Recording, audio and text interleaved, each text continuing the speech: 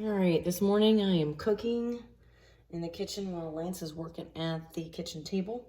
So you might hear some work going on, but I wanted to record real quick my French toast recipe because it's my favorite and it's kind of thrown together. It's over the years what I've used, so you can kind of eyeball it. I used about 8 eggs for this, and I like to use a shallow bowl. So, you know, if the bread is big, it fits. And then I use about 8 to 10 eggs per loaf.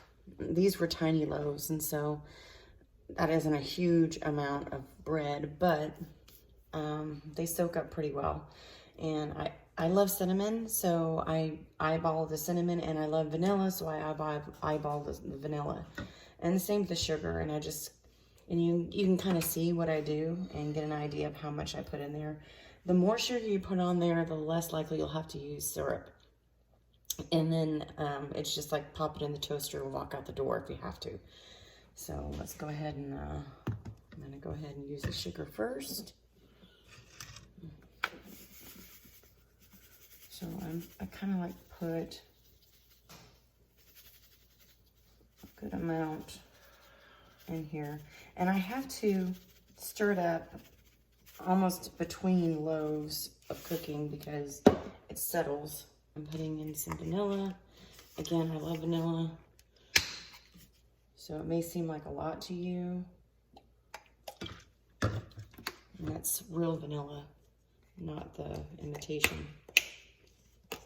And I eyeball the cinnamon, same thing. It may seem like a lot, but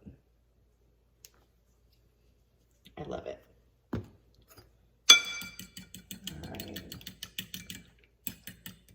I prefer a fork because I can break up the eggs better.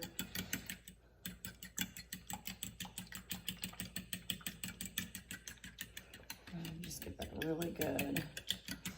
I was fortunate to get these eggs from a neighbor down the street. I got 4 dozen of her fresh eggs. I don't know, I just remember eggs tasting so much better when I was a kid. Fresh eggs, and I don't taste the flavor.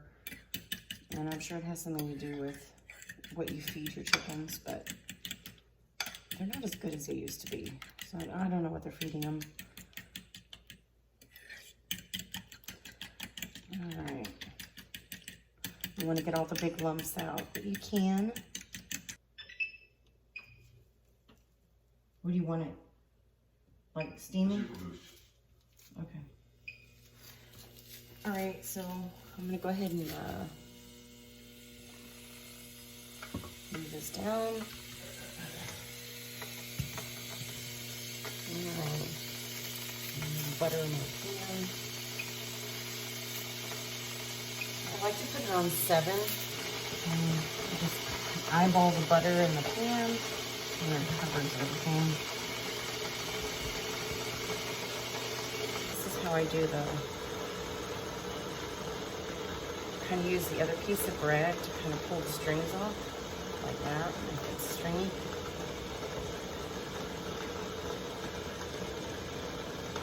See if I can fit 3 in here. Give it a little shake. I don't know what you do, maybe someone else does it differently.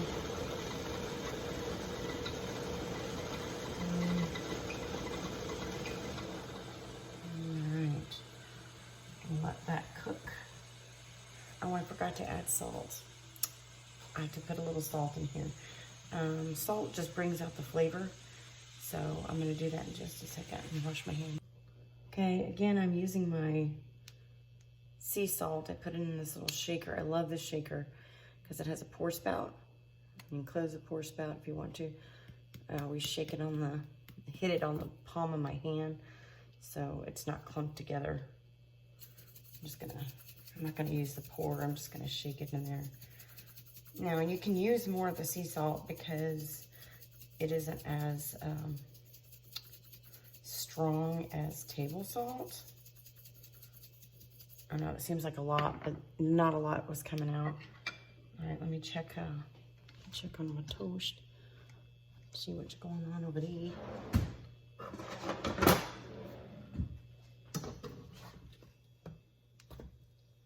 need to turn it up.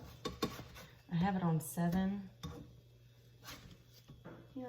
Induction. Ah, that's right.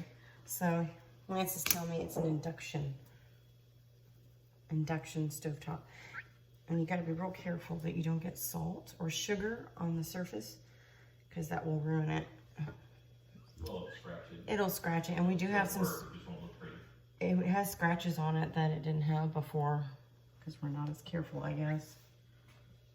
But anyway, I think I'll leave it on 7. I think it's doing fine. Depends on how dark you want the toast to look. All right, so I'm giving this another stir, because in a minute I'll be putting another round in here. And I just put a little splash of salt on those that I forgot to salt. All right. And I'm gonna put them on a paper plate when I'm done.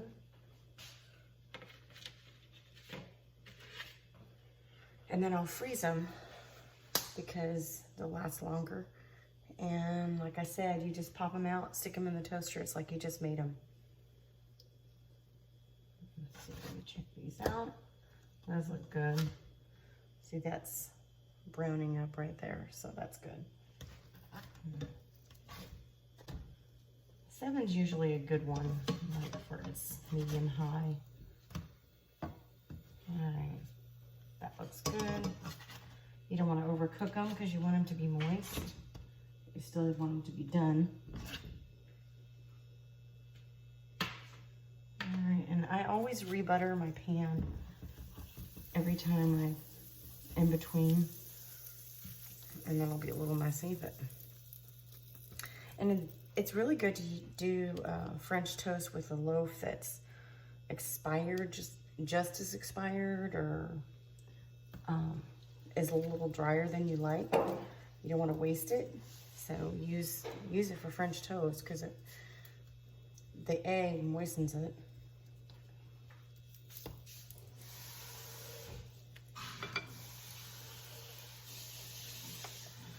I might have made too much batter because these are smaller, but better to have too much than too little.